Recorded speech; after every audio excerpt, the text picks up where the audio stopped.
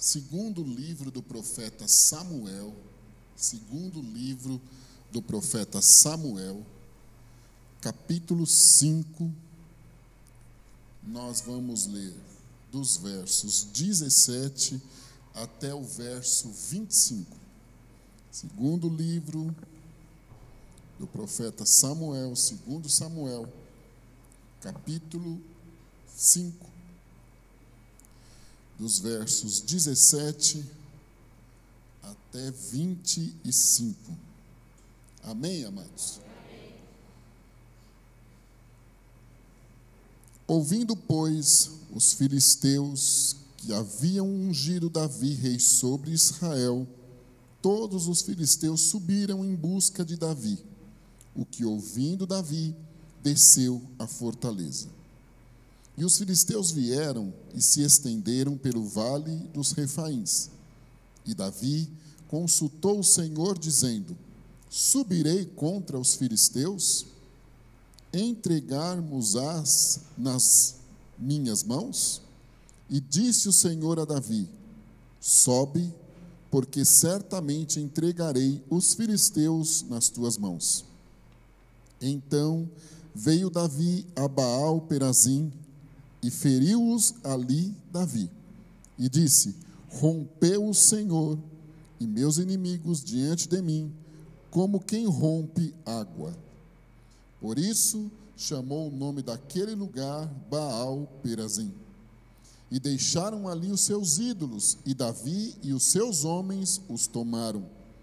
E os filisteus tornaram a subir, e se estenderam pelo vale de Refaíns. E Davi consultou o Senhor, o qual disse: não subirás, mas rodeia por trás deles, e virás a eles por defronte das amoreiras. E há de ser que, ouvindo tu um estrondo de marcha pelas copas das amoreiras, então te apressarás, porque o Senhor saiu então diante de ti a ferir o arraial dos filisteus. E fez Davi assim como o Senhor lhe tinha ordenado, e feriu os filisteus desde Geba até chegar a Gezer. Amém. Amém. Podem sentar-se, meus amados. Sem sombra de dúvida, uma das maiores guerras e muito intensas e muito longas em tempo também, porque os filisteus, eles eram insistentes e não aceitavam de forma alguma o que Deus estava fazendo pelo povo dele.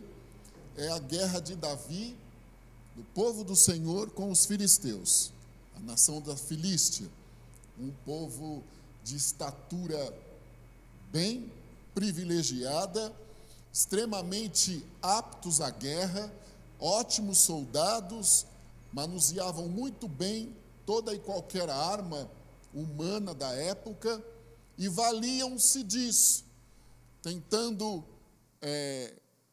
de todas as maneiras, destruir o povo de Deus, porque simplesmente tinham entre eles outros deuses, outras profissões de fé, e não aceitavam de forma alguma o que Deus fazia com a sua nação de Israel.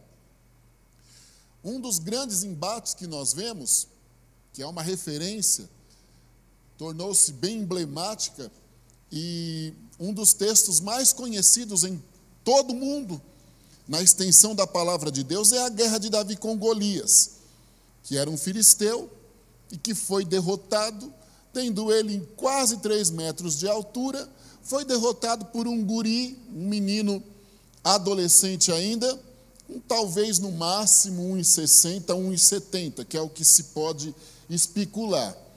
Isto, ao invés de gerar nos filisteus o temor, inclusive a Deus, porque Davi na batalha disse que Golias vinha a ele com espadas e tudo que era necessário para uma boa guerra, mas que ele ia e prevaleceu no nome do Senhor dos Exércitos. Isto já tinha que ter mostrado aos filisteus o poder do Senhor, mas não foi o que aconteceu. Os anos foram se estendendo e os filisteus sempre causando problema. O momento aqui é extremamente importante, uma promessa de Deus se cumpria, o povo do Senhor passaria a viver uma intensa guerra, inclusive espiritual, para novamente instituir-se como uma nação reconhecida por todos que servia ao Deus Todo-Poderoso, porque os 300 anos após a morte de Josué e outros mais comportamentos de Saul tiraram um pouco do respeito dos demais povos em relação ao povo do Senhor. Mas Deus estava trabalhando e uma promessa estava se cumprindo de restauração. Inclusive o Senhor iria abrir o leque da promessa da restauração final, que era a chegada de Jesus Cristo ao homem condenado ao pecado, e as guerras foram necessárias para que o povo se instituísse, Israel fosse novamente respeitado, o templo fosse construído e eles tornassem-se uma nação reconhecida mundialmente como um povo que adorava um Deus todo-poderoso, apesar de todas as circunstâncias e adversidades que enfrentariam. Este momento era o que Davi subia ao trono, já desde adolescente, consagrado, ungido por Deus, soube esperar a hora certa, chegaria agora ao templo, reinou por 7 anos e meio em Hebrom, passou por um processo de treinamento, porque Deus sempre nos permite passarmos por alguns processos de treinamento, para que saibamos administrar as grandes coisas que Ele tem para nós. Isto em algum momento parece meio que irracional em pensar, mas não é. O nosso Deus sempre nos coloca em degraus para que cresçamos, forjemos um caráter cristão bem mais robusto e bem elaborado para as batalhas e conquistas, com organização inclusive, porque o nosso Deus é organizado. Então, Davi passava por aquele processo de transição, havia uma euforia muito grande no meio do povo de Deus. Os chefes de exército de Davi, de Esbocete, já tinham causado alguns problemas, Jebuseus causado alguns outros problemas. Davi, então, ele passava a ser avisado por Deus que ele passaria por grandes turbulências, por grandes guerras, porque era necessário para, como eu disse, instituir-se Israel como uma nação. Deus preparava Davi, então, para que, quando surgissem das maiores adversidades, as mais simples do dia, ele tivesse condições de administrar aquilo. Os filisteus esqueceram-se do que o Senhor fizera através de Davi. Eles tinham algumas qualidades que, às vezes, como crentes, nós não temos. Eles eram perseverantes, resilientes, unidos. Eles confiavam no recurso que tinham, e às vezes, como crentes, nós não somos unidos, não confiamos no maior dos recursos que nós temos, que é o Senhor nosso Deus, não somos resilientes, desanimamos diante do primeiro obstáculo, e quando podemos perder um round da guerra, a tendência também é não acreditar mais, não criamos dentro de nós uma estrutura. Os filisteus é um bom exemplo a ser observado, e como o Senhor é conosco, administrado isso de forma correta. Então este povo agora, eles ficam sabendo que Davi estava reinando, a ameaça era terrível, porque tinham certeza que perderiam. Inimigos implacáveis vêm para desestabilizar o início do reinado de Davi. Ou seja, se Davi cede à pressão, ele desiste da promessa. Se Davi não confia no Senhor, ele desiste de acreditar que Deus é quem colocara ele ali, e que era a hora dele dominar, reinar, porque o Senhor estava com ele. Você vê como o nosso inimigo, e eu não vim aqui para dar ibope a ele, mas você vê como o nosso inimigo é astuto. Ele já tentou no início do reinado de Davi frustrar os planos de Deus. Davi, porém, ele estava crente, seguro, confiando que o Senhor era com ele. E quando ele fica sabendo que estes filisteus aí já se levantam novamente, ele tinha a certeza da vitória, porque ele tinha experiência com estes homens. Agora não era 2 representantes, e sim toda a nação em jogo. Davi já tinha conhecimento de causa, porque ele tinha vencido Golias. Mas isto não foi motivo para Davi confiar nele e dispensar o Senhor e achar que aquela experiência de adolescente era suficiente para ele armar-se e ir batalhar contra os filisteus. Autoconfiança não é uma coisa boa. Às vezes nós passamos algum tempo na casa do Senhor e permitimos gerar em nós uma autoconfiança. Nos colocamos de forma, assim, indomináveis por adversidades. Eu sei que o Senhor é comigo, e aí nem Jesus fez isso. Mas nós partimos para frente do nosso adversário despreparados, porque cada batalha é uma batalha. Deus não repete as armas, Ele tem armas renovadas diariamente para a nossa vida. E mesmo que seja a mesma, o sangue de Jesus Cristo passa novamente uma unção nova para a estratégia daquele momento. Davi aprendeu isso, porque nós vemos aqui que quando ele sabe que os filisteus se levantaram e que viriam inibir o progresso do seu reino, tentar frustrar o povo a não acreditar que Deus que colocou Davi ali, e fazer com que o povo também não mais desse atenção a ir à conquista, à batalha. Davi, ele de alguma maneira temeu, e partindo sempre do princípio que o temor ao Senhor é o princípio de toda a sabedoria que temos, e temer a Deus não é ter medo da batalha, e sim dar liberdade de atuação ao Senhor, porque temor ao Senhor é reverência e colocação dele em primeiro lugar para a decisão na nossa vida. Então a Bíblia nos disse assim, que Davi temeu.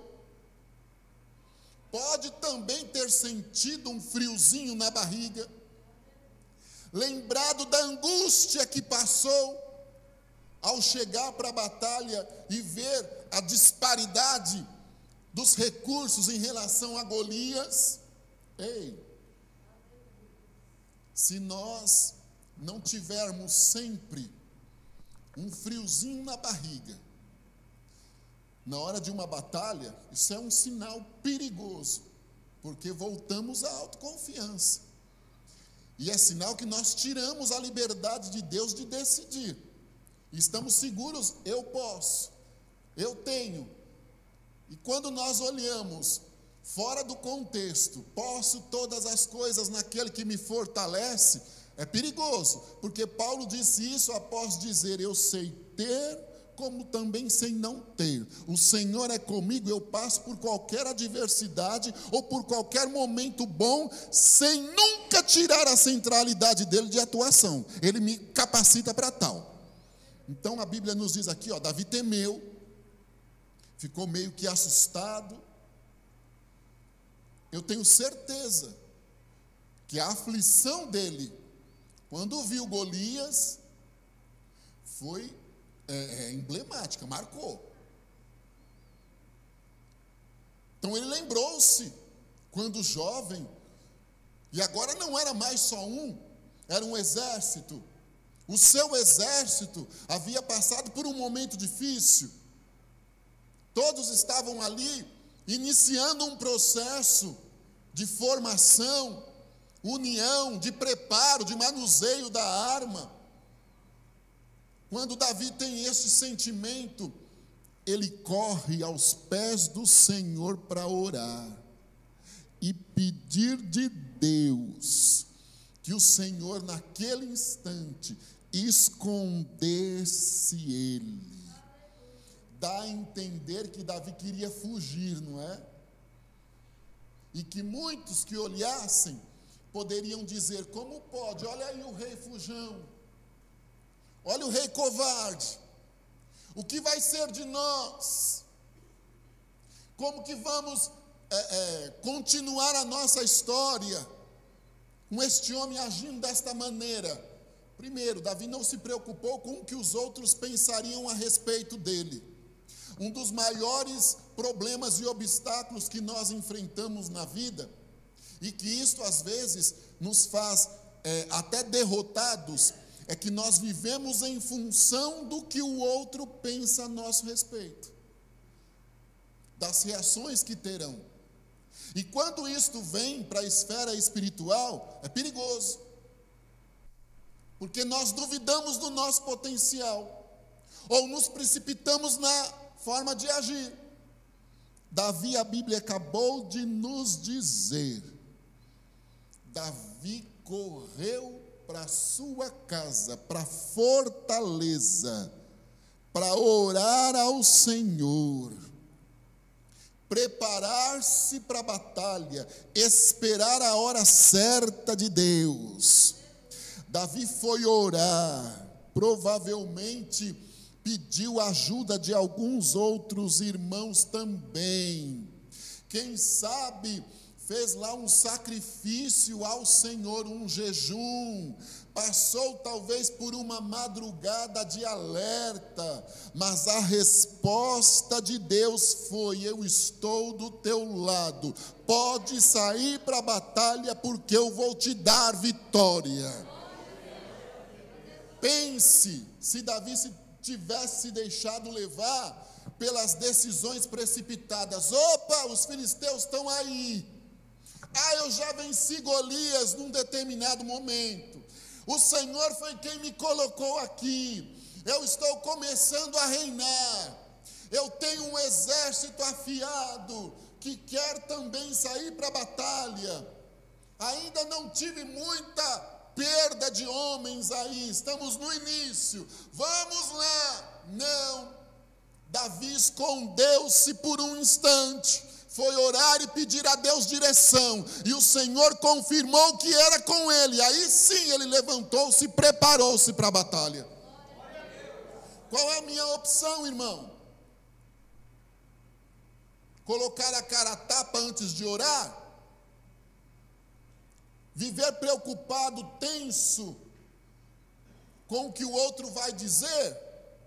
Ou ir buscar do céu direção, esperar talvez mais um dia, um ano, 10 que seja, porque o tempo do Senhor não é como o nosso, em muitos instantes ser criticado, menosprezado, questionado, duvidarem do que realmente o Senhor tem conosco, ou eu prefiro a segurança da voz do Senhor?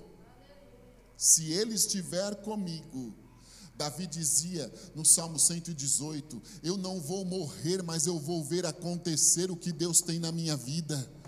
Em outro momento ele diz: eu não vou temer o homem, porque o Senhor é comigo. Então tudo que o homem planejar já está derrotado, porque eu sei que o Senhor é comigo. Depois ele dizia: o Senhor é a minha luz, a minha salvação, a quem temerei? O Senhor é a força da minha vida, de quem eu vou recear ou de quem eu vou fugir? Eu só quero estar na casa dele, escondido no pavilhão da segurança que ele me traz, e não viver preocupado com as decisões que ele tomasse, orientada por Deus, nas reações externas que elas poderiam gerar. Há um tempo de Deus para tudo.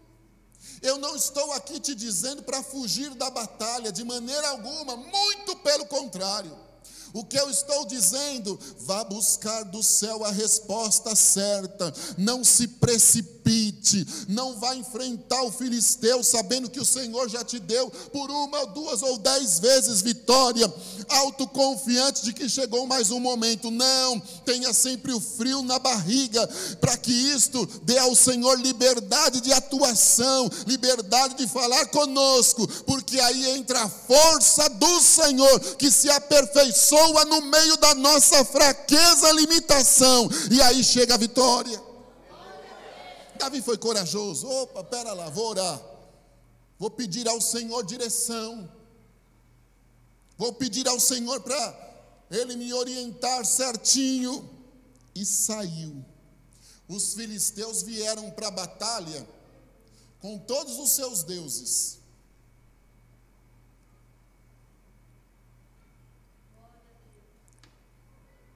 Num outro momento, Davi já disse assim: tu vens a mim com espada e com lança, mas eu vou a ti no nome do Senhor dos Exércitos. Num outro instante de ameaça, depois deste período aqui, isso gerou então experiência.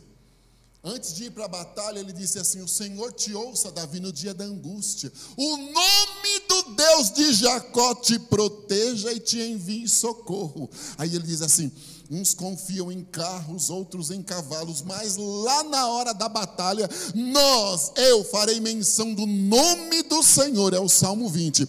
E no nome do Senhor eu vou levantar o pendão da vitória. Aí no 21 ele agradece ao Senhor e diz assim: o rei se alegra, porque o Senhor deu vitória a ele. Davi esperou que Deus o orientasse. Eles vieram armados com os seus recursos espirituais, com as suas imagens, as suas superstições, as mitologias que tinham, e acharam que isto era suficiente para derrotar Davi, porque Davi não carregava nada na mão, mas ele carregava a autoridade de Deus no coração. Davi não exteriorizava com nada os recursos espirituais que tinha, mas ele era seguro que o Senhor estava com ele, e que no nome do Senhor ele seria vitorioso. Quando eu era criança, a gente cantava assim: onde está o teu Deus? Onde ele está? Aí nós respondíamos assim: meu Deus está no céu, também no meu coração. O do mundo está morto, mas o meu ressuscitou. Ninguém via do lado de Davi o Senhor dos Exércitos, mas ele estava. Nós podemos ser desafiados, porque não estão vendo Jesus Cristo que nós servimos, não estão vendo no olho nu, carnal, mas espiritualmente nós estamos vendo e sentindo Ele do nosso lado. Esta era a segurança de Davi: eu não preciso provar nada para ninguém. Nós não cantamos: eu não preciso ser reconhecido por ninguém, basta eu ter certeza que o Senhor é comigo. Assim foi Davi. Enquanto eles vieram cheios de amuletos, que talvez poderiam intimidar, afligir Davi, fazer o seu exército ficar inseguro, Davi ia na autoridade do nome do Senhor, com a espada desembainhada, usando os recursos de Deus. Saiu vitorioso, porque o Senhor era com ele. Mas não era hora de baixar a guarda. Eu disse que estes inimigos, eles eram resilientes, com facilidade se refaziam. Com facilidade, eles se reorganizavam, não cediam facilmente, não aceitavam o que estava acontecendo de maneira alguma. Foram derrotados. O povo de Deus destruiu seus ídolos, voltaram para o arraial e novamente planejaram uma emboscada contra Davi. Vamos que uma hora nós vamos sair vitoriosos. E sabe que tem crente que desiste? Ou quando ganha, esquece que enquanto estivermos aqui, diuturnamente, vigiai e orai, como diz o apóstolo Paulo. Ele esquece. Esquece das coisas. Esquecido torna-se presa fácil para o adversário.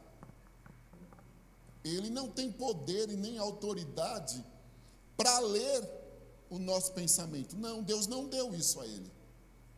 Mas ele é astuto e inteligente, e eu não posso subestimá-lo. Como também não posso demonizar tudo. E por não poder fazer isso, eu preciso sempre estar estável espiritualmente e sempre alerta para entender as artimanhas que estão sendo usadas. Davi, então, quando fica sabendo que eles novamente vêm, ele vai buscar direção de Deus. Novamente, não houve autoconfiança em si. Não foi reclamar para o Senhor: oh meu Deus, quando guri eu matei Golias, o Senhor me fez promessa, eu estou aqui, Senhor, o reino está aí para eu administrar, eu preciso dar início ao que o Senhor tem para este povo, fragilizado, perdido, porque um comentava com outros fatos, 300 anos de cai e levanta, batalha, batalha, batalha. A voz profética ficou comprometida até vir Samuel. O sacerdócio, a liderança, comprometida por conta de Eli, até vir Samuel. O processo de restauração e a transformação em monarquia era algo extraordinário. O povo vivia uma nova história. Não me consta aqui que foram lá dizer ao Senhor: mas como pode, até que dia esses filisteus vão continuar? E nem Davi, olha Deus, já destruí eles com Golias. Em outros momentos foram destruídos nos períodos dos juízes. Já vieram contra nós, os ídolos foram quebrados e novamente se levantam. Não. Será que eu agiria assim? Ou colocaria Deus em prova ou em questionamento? Até dizendo, não foi promessa do Senhor, porque onde já se viu uma coisa dessa? Se não houver batalha, luta, não há conquista. É sério. Davi não perdia o rumo das coisas, não. Ele foi orar ao Senhor novamente. Estava disposto a continuar sonhando, acreditando que o Senhor era com ele. Não desiste, não. Não questiona, não. Não joga fora a promessa de Deus. Não pense que as coisas nunca vão se normalizar, ou que a porta definitivamente nunca vai abrir. Há um tempo de Deus para tudo. Há tempo de paz também. Há tempo de nascer, mas também há tempo de morrer. Tempo de crescer. O tempo da maturidade. Tempo de desfrutar do que foi plantado. O negócio é continuar como Paulo, olhando para Jesus, autor e consumador da fé. e não cedendo a pressões e colocando em jogo a história toda que Deus está desenhando e escrevendo e nos dando a oportunidade de participar. Porque é meio que surreal, irmão. Nós somos humanos. Deus prometeu. Ungiu. Samuel ungiu ele. E ele não tinha características para estar onde estava. Deus prometeu, colocou ele lá. Ungido, sofreu perseguições terríveis de Saul, porque não aceitava. Saul veio a óbito. Ele começa a reinar 7 anos e meio em Hebrom. Israel, o restante, dominado pelo filho de Saul, Isbosete, que, seduzido pelo primo Abner, não quis aceitar o que Deus estava propondo. Deus treinando Davi. Começa a reinar. Os líderes, os movimentos dos exércitos, brigando entre eles por ciúme, inveja, contenda e tudo mais. Sentimentos de vingança no entorno. Vence estes conflitos internos. Começam a surgir conflitos externos. Jebuseus, filisteus. Parece que não ia acabar nunca. Ou quem sabe ele poderia dizer: será que vale a pena? Será que vale a pena? Será que é Deus mesmo que está me mostrando, me dizendo tudo isso? Ou ele não poderia fazer isso? Deus não tinha poder e tem de destruir todo e qualquer filisteu com uma única palavra, com um gesto só. Tinha e tem e terá amanhã. Mas o Senhor não fez isso por Davi naquele momento. Simplesmente Deus propunha a Davi: cresce na graça, cresce no conhecimento. Provavelmente daqui que Oséias, o profeta, tirou o raciocínio, né? Parafraseando: conheçamos e prossigamos em conhecer ao Senhor. E o salmista: os céus manifestam a glória de Deus e o firmamento anuncia a obra das suas mãos. Um dia declara o outro, e uma noite mostra a sabedoria a outra. Degraus, etapas, ciclos, pois se até o nosso organismo passa por processos de metamorfose. Qual foi a palavra devocional? Até o nosso organismo passa por processos terríveis e que podem até mesmo nos debilitar. Mas qual foi o texto devocional? Ainda que o exterior fique fragilizado, corrompido, desacreditado, o interior é renovado diariamente. Haja filisteu para destruir um crente com base verdadeira na palavra. Haja ciclos de luta para desestimular um crente que confia de verdade no Senhor e que faz dele a sua fortaleza. Haja quantidade, porque ele confia na qualidade. Haja etapas. Olha, é tudo tão bonito quando você conquista as coisas de forma gradativa, porque você sabe valorizar. Não dizem por aí que tudo que vem muito fácil, rapidamente também vai, e não é valorizado? Isso é uma realidade. Agora, conversa com pessoas que tiveram oportunidades de conquista, alguns que vieram lá do nada, que talvez outro olhasse e diria: esse nunca vai ter nada, nunca chega a lugar nenhum, e de repente o Senhor faz aquilo florescer, leva ele a posições, a locais inimagináveis, que nem mesmo ele, porque a Bíblia diz: o que não subiu ao coração do homem é o que Deus tem. Vê como ele sabe valorizar. e não se torna avarento, porque sabe valorizar.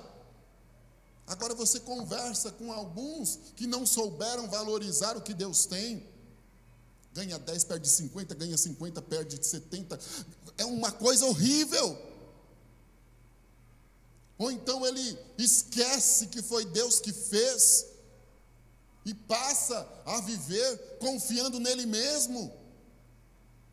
Davi, ele foi aqui, diríamos, sangue frio, seguro de que Deus era com ele. Não foi dizer para o Senhor: eu vou desistir, eu não quero mais não, Senhor. Esses filisteus já estão perturbando, como diz, torrando a paciência. Não é assim que a gente diz? Já estão torrando minha paciência. Senhor, já vou passar vergonha novamente, porque o povo vai dizer: oi aí, Davi, você disse que tinha vencido eles, voltaram a levantar. Não, Davi foi novamente orar ao Senhor e pedir a Deus: me ajuda, Senhor, a resolver este problema. E não iria acabar aqui, viu?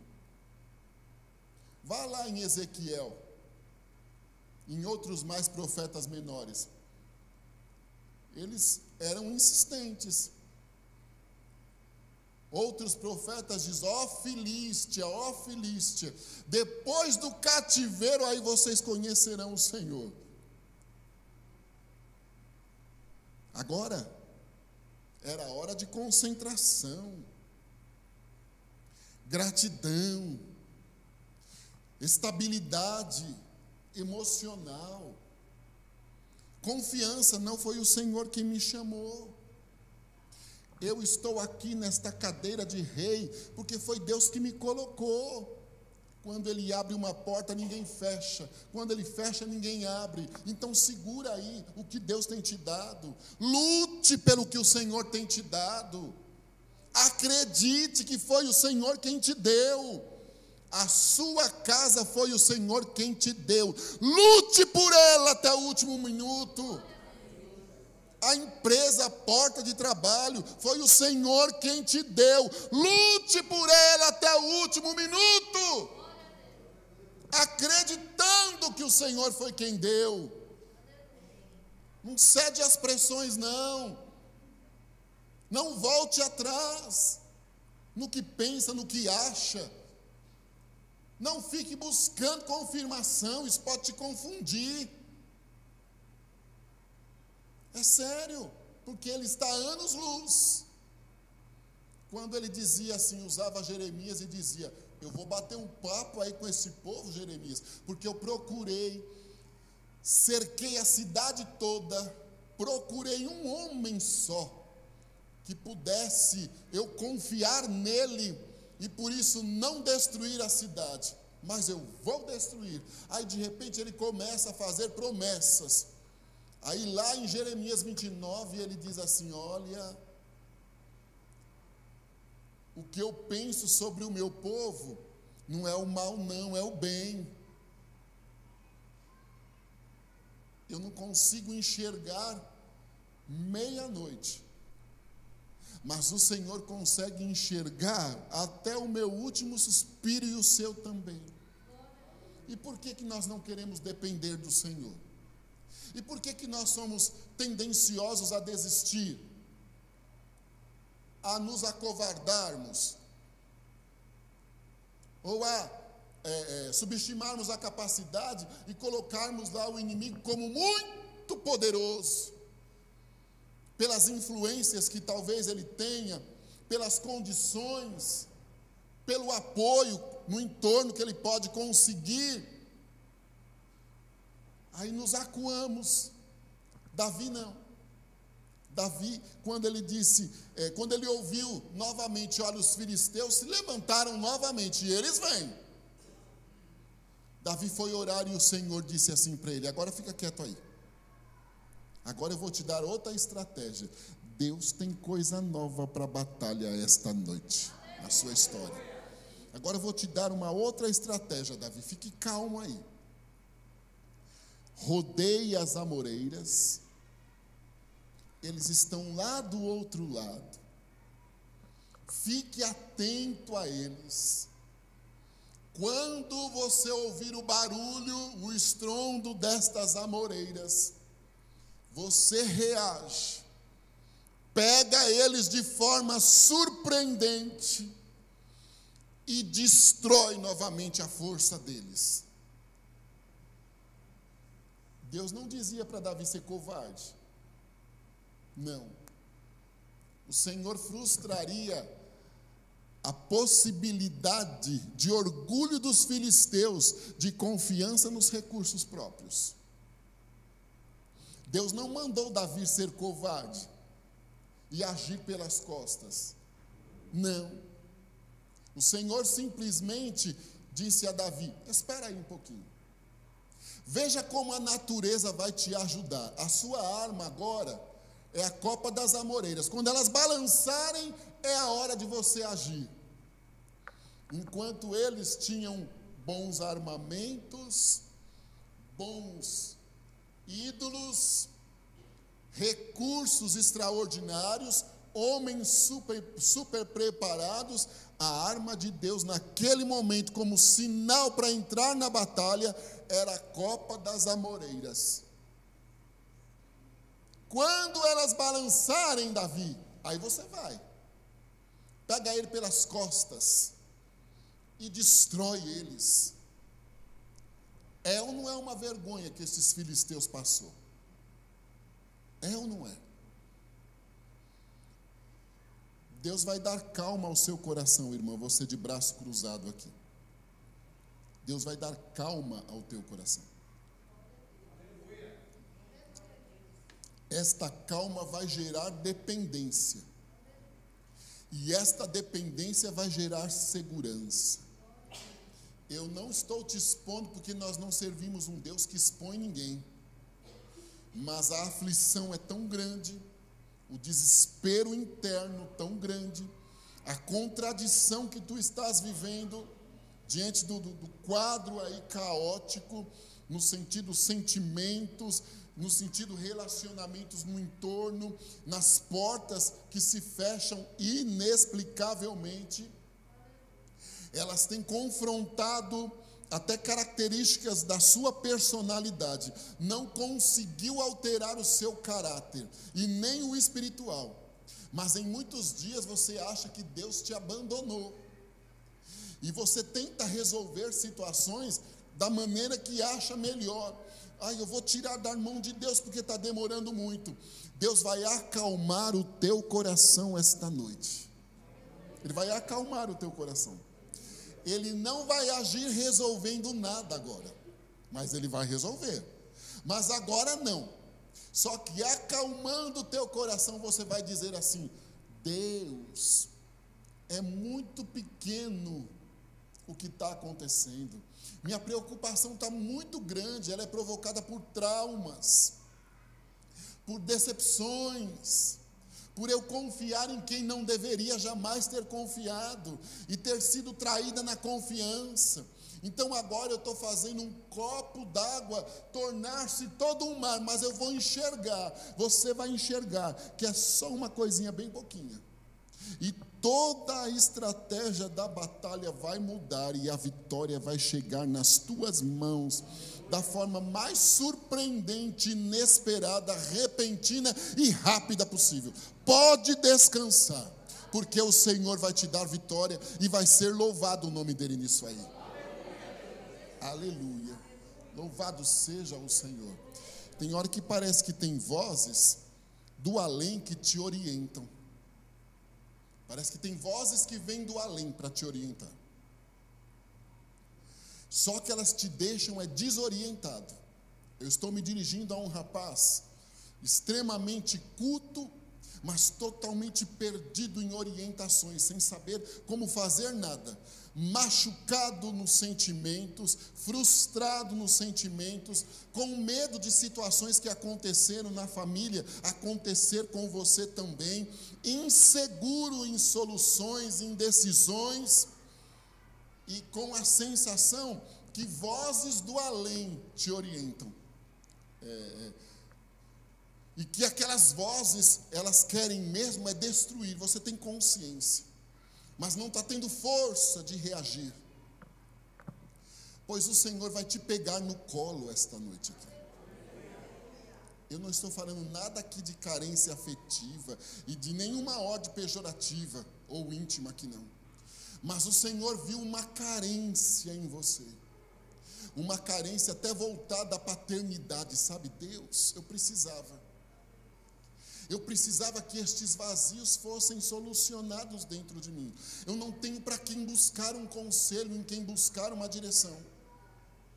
E estas vozes do além te traumatizam e sempre te colocam como o último na fila dos homens. Não vai dar nada certo, ninguém gosta de você, vão te dar prejuízo, você nunca vai ser feliz em sentimento algum que você colocar como proposta para as coisas mudarem a sua história. Financeiramente você vai continuar ganhando e perdendo mais do que ganhou, vai ser sempre isso aí. São as vozes do além, elas vão serem expulsas esta noite aqui, elas vão afugentar. Você vai descobrir você vai descobrir o seu potencial. Deus há de fazer um grande rebuliço a teu favor.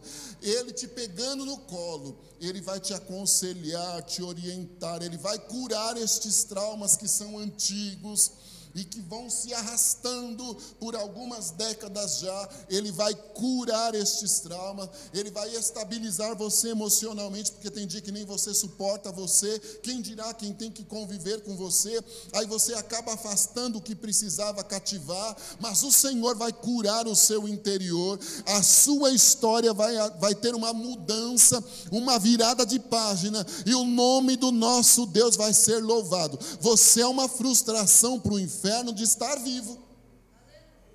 De estar vivo já é a maior frustração do inferno, porque o trama era não te deixar vivo.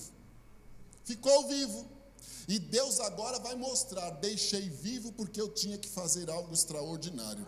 E com isso o Senhor vai atingir pessoas no sentido espiritual que nunca você poderia imaginar, e sempre vai dizer que Deus não ouve a sua oração, que Deus não ouve sua oração. Ele vai provar: eu ouvi, e está aí a resposta. Até papelada vai ser assinada, documentos serão resolvidos, situações, e o nome do nosso Deus será engrandecido nisto aí. Amém? Isso, aplaude ao Senhor.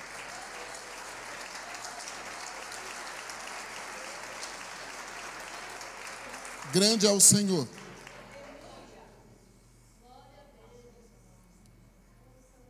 Eu leio um texto desses e fico admirado com a maneira de Deus agir.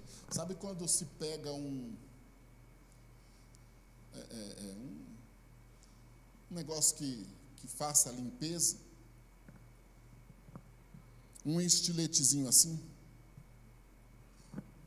de forma côncava, ele vem na região do seu abdômen, vem na região do seu abdômen e atinge lá o seu estômago, e do lado de fora do seu estômago, aquele aparelhozinho vai passando, e ele vai tirando um líquido. Deus não vai falar nada aqui que cause em nós um nojo, para falar o português bem claro já, não é nada disso, mas ele vai tirando um líquidozinho que está amarelado, que é para eu entender que há uma inflamação.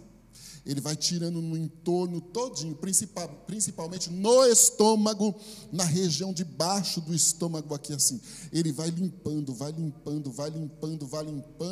e dá uma ordem para que o seu organismo absorva aquela inflamação e coloque para fora da forma que é comum.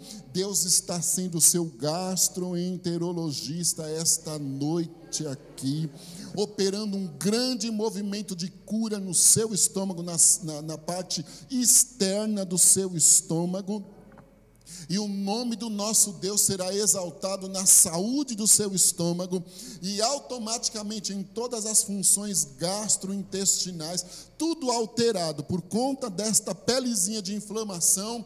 tudo que estava sofrendo, sendo penalizado por conta disso, vai voltar a funcionar normalmente, e o Senhor Deus vai ser louvado na sua saúde esta noite aqui. Canta e dá graça. Aleluia. Deus não disse para Davi ser covarde, não. Não, porque a gente lê a primeira coisa que poderia imaginar, opa, quem apunhala pelas costas é covarde. Ou eu estou enganado? O bom é enfrentar cara a cara as coisas, não é? O bom é enfrentar cara a cara.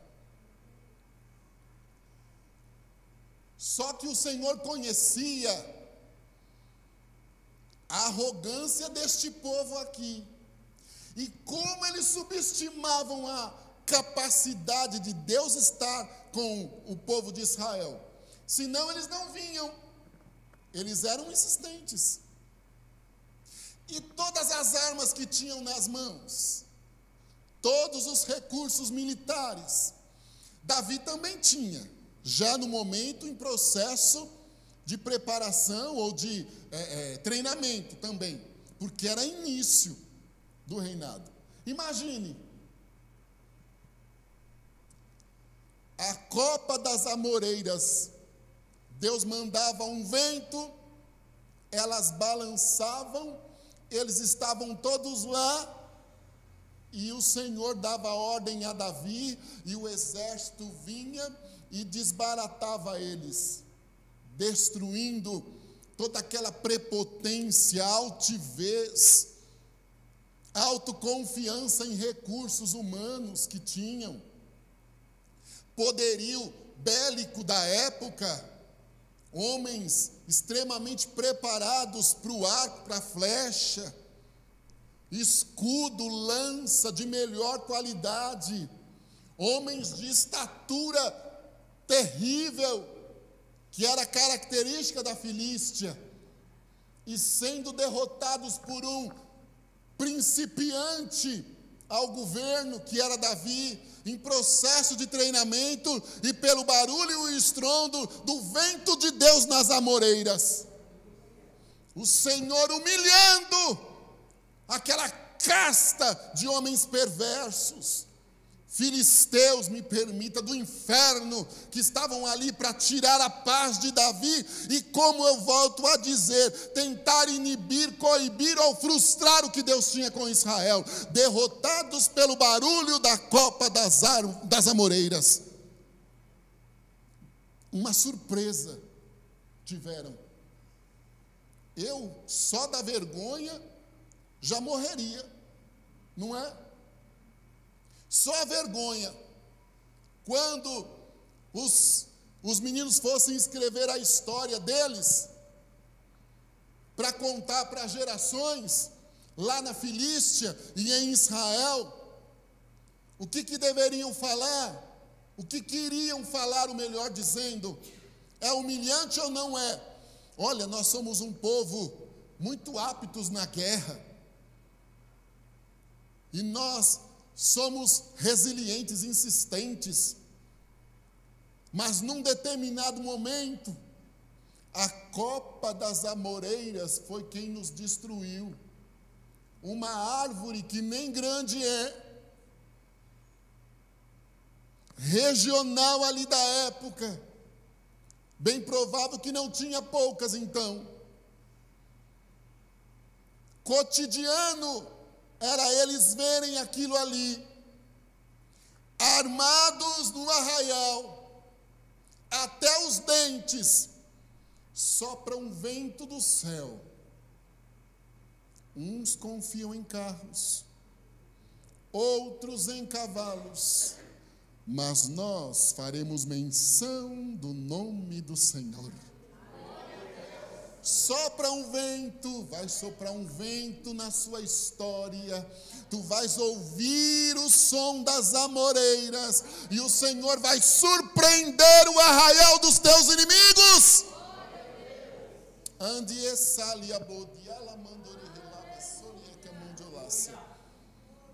E vai envergonhá-los porque eles têm armas humanas, mas nós temos a voz e a direção do Criador de todas as coisas. Alguns termos é difícil eu usar, por ter sido ensinado. Deus envergonha, este está escrito várias vezes na palavra de Deus. Mas o meu pastor sempre dizia assim: meu filho, evita de usar esse termo aí, mas quando necessário use, porque Deus envergonha. Eu não queria estar na pele destes filisteus. Deve ter baixado a cabeça e dito: oh meu Deus, a amoreira destruiu todo o nosso poder bélico, lá vem novamente esse reizinho principiante, chegou agora aí, e já acha que vai mandar em tudo, que Deus é com ele, para ele dominar sobre esta nação aí, pecadora. Olha lá depois que Josué morreu, porque é ou não é assim? O falso moralismo, não é? Quando a Bíblia diz que onde abundou o pecado, superabundou a graça. Esse povo aí, eles peregrinaram no deserto, Deus deu vitória. Quando se tornaram nação, se vendiam tão fácil para os midianitas e para outras histórias mais. Não contavam de Gideão, de Jefité, de Débora, não contavam a derrota. É sempre assim. O bom que Deus faz é esquecido por nós também. Não é só pelo inimigo, não. O bom que Deus faz não é relatado. Mas um pequeno defeito ou um tropeço muda de cidade, muda de emprego, muda de prédio, de bairro que mora. Me perdoe, muda de igreja. Chega num ambiente que você não conhece ninguém. Aquela ali, não conversa com ela não. Desculpa eu usar você. Não conversa, não se aproxima dela não. Lá em 1905, não é? Aconteceu assim, assim, assim. Mas todo o bem que ela pode ter feito é esquecido. Aquela ali, não chega perto não. É ou não é assim? Os filisteus e os demais provavelmente diziam: Davi, dizer que vai ser o rei, que essa nação vai ser uma grande nação, olha lá, daqui a pouco eles caem. Josué morreu, nem um novo líder levantaram, era momentâneo que Deus levantava um juiz, passava poucos anos e eles já caíam de novo. Não esquenta com esse povo não. Não lembravam e não contavam que no momento de queda, o Senhor levantou Gideão, o menor da casa, de família pobre, fora do lugar, trabalhando. O Senhor, quando chegou, já disse: eu sou contigo, varão valoroso. Vai no meu nome e você vai derrotar os midianitas. Tinha 32 mil, Senhor, tem muito. Passou por alguma seleção, sobrou 300. E o Senhor disse: vai, porque você vai destruir este grande exército de midianitas com somente 300. Armem-se bem e esperem a hora. Isso não contavam. Mas contavam veio Jefité, veio Débora, Baraque, veio aquilo. Agora havia mais um. É mais um aí, vamos continuar insistindo. Mas não relatariam, de maneira alguma, que de forma surpreendente, vexatória, foi o estrondo das amoreiras, que foi o sinal de Deus. Deus quer te dar sinais. Sinais fora de padrões comuns. Deus quer usar recursos que fazem talvez parte do seu dia a dia, ou que nunca fizeram, que são mínimos. O Senhor quer usá-los para te dar vitória. Eu ia ainda outro dia em São Paulo, Sentou do meu lado uma pessoa, me reconheceu, que não tem como eu reconhecer. Me reconheceu, começou a conversar comigo e contou alguns testemunhos de vitória. E uma das coisas que eu percebi no testemunho é que aquele menino novo, um rapaz, ele disse assim: olha, pastor, até minha família não acreditava em mim, porque eu fui envolvido com coisas que não deveria ter sido, mas Deus mudou a minha história, pastor. Deus mudou. Só que a maneira que ele fez, nunca ninguém vai conseguir entender. Eu estou indo trabalho em tal instituição financeira. Eu entrei ali, já tendo uma certa formação, mas usaram-se de um plano ali do homem, para dar a oportunidade a mim que tinha errado. E hoje eu estou numa posição que não tem como eu agradecer ao Senhor. As maneiras de Deus agir, irmão, não é como a gente quer. Eu não estou dizendo que Deus não é organizado, mas a lógica humana não é obstáculo para Deus e nem estratégia de guerra e de vitória. Ele tem as suas próprias. A gente tem que descansar. Aí, eu estou aqui ministrando a palavra, sim. Domingo em outro lugar, enfim. Cada um, como diz o outro, no seu quadrado. Mas, em quantos lugares eu cheguei? Sabe como? Grande lugar que não me encanta. Meus defeitos são outros.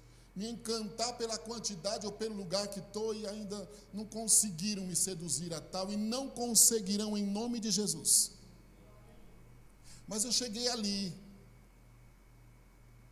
porque eu não menosprezo, muito pelo contrário. A passadeira me viu no culto, dá aqui o seu telefone. E eu passei, eu peço, não ligue e não passe para mim orar, porque senão fica uma situação difícil por causa do tempo, com 2 crianças, e as coisas de Deus não são desse jeito, ninguém é máquina de profecia, e alguns não sabem entender assim, mas dei lá o telefone, e disse: irmã, não é para orar? Não, irmão. E teve um que passou 4 anos, aí me ligaram: olha, há tanto tempo você esteve em tal lugar, em São José dos Campos? Sim. Então, a irmã que passa a roupa aqui em casa, você pode vir aqui? Posso.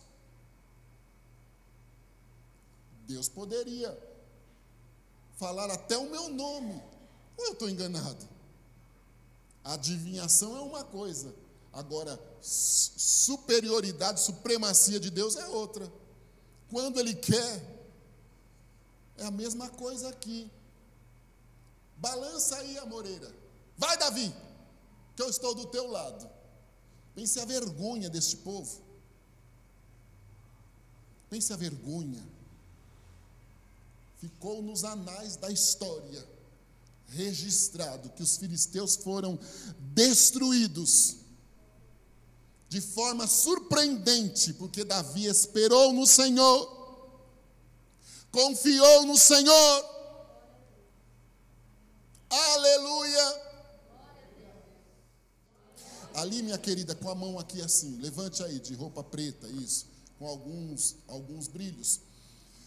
A mão de Deus está estendida sobre a pressão da sua cabeça esta noite aqui. A mão de Deus está estendida sobre a pressão da sua cabeça. Eu contemplo claridades nesta região aqui, claridades nesta região aqui assim. Como você está ao contrário, então é assim, claridades nesta região aqui sua, é o seu lado direito, claridades nesta região do seu lado direito. Fortes claridades passam, e o Senhor diz assim: diga a ela que eu estou curando a pressão da cabeça dela hoje. Ele te deu livramentos e você sabe que não foram poucos. Mas hoje Ele te tira desse negócio de livramento e Ele vai curar toda a oxigenação, irrigação sanguínea e a pressão totalmente abalada, desestruturada, com probabilidade de dor, de mal-estar, de sensação de zonzeira. Deus está te curando e o nome do Senhor Deus será louvado na tua saúde. Aleluia.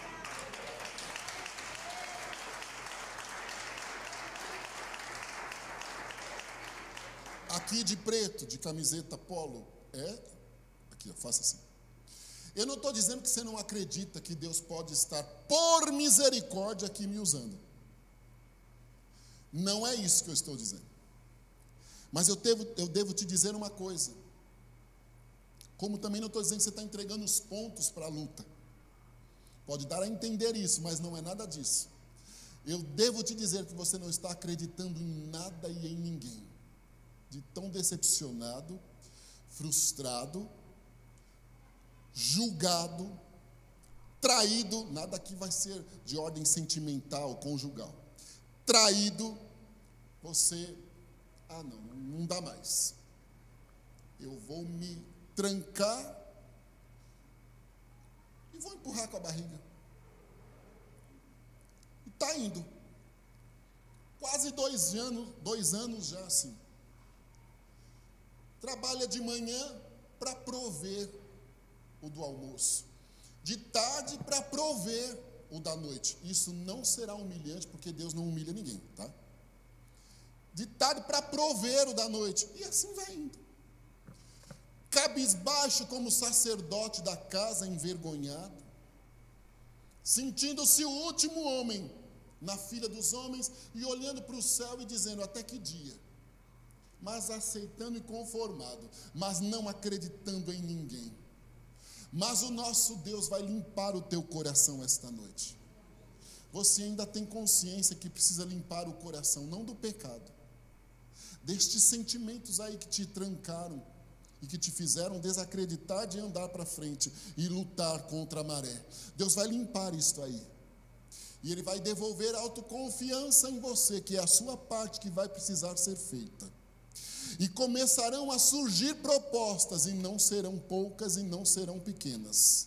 E o nosso Deus manda eu te dizer que com os recursos menores possíveis, Ele vai te abrir portas grandes. Com os recursos menores possíveis, não esqueça.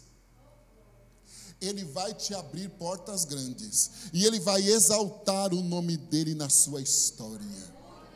Não se iluda com nada que te devam. Esquece. Inclusive, principalmente favores. Esquece. Ninguém vai fazer nada. Mas a copa da amoreira vai balançar. E a confusão no arraial dos filisteus vai ser grande.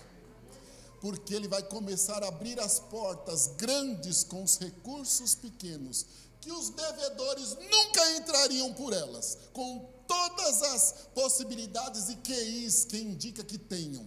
Não conseguirão, os que concorrem também muito menos, mas o nosso Deus, que conhece o âmago da tua alma, e que te fez virar do avesso, nem você se auto-reconhece. Apesar de todos esses sentimentos, há 3 anos atrás você não perderia tempo de estar me ouvindo aqui. Era o sentimento que você teria. Vou perder tempo com isso nada. Mas o Senhor soube trabalhar, e Ele agora diz que o tempo de colher vai chegar, e o nome dEle vai ser exaltado nisto aí. Aleluia. Amém. Que Deus nos alcance, irmãos. E vamos esperar que a copa da amoreira vai balançar no arraial dos filisteus. Eu não sei qual é o seu filisteu, né? Onde se aplica a palavra. Mas eu posso garantir que a vitória é nossa no nome de Jesus. Amém. Curve aí a sua cabeça, que eu já vou devolver aqui o púlpito ao pastor, novamente agradecendo pela confiança e a oportunidade. Deus Santo, louvado e glorificado seja o teu nome por tua fidelidade, misericórdia e a oportunidade tão especial que tivemos de estarmos aqui meditando um pouquinho na tua palavra. Reconhecemos que somos limitados, ignorantes em melhor te servir, dependentes 100% de ti. Deus, também reconhecemos que a tua misericórdia é a causa de não sermos consumidos, e por isso entramos na tua presença.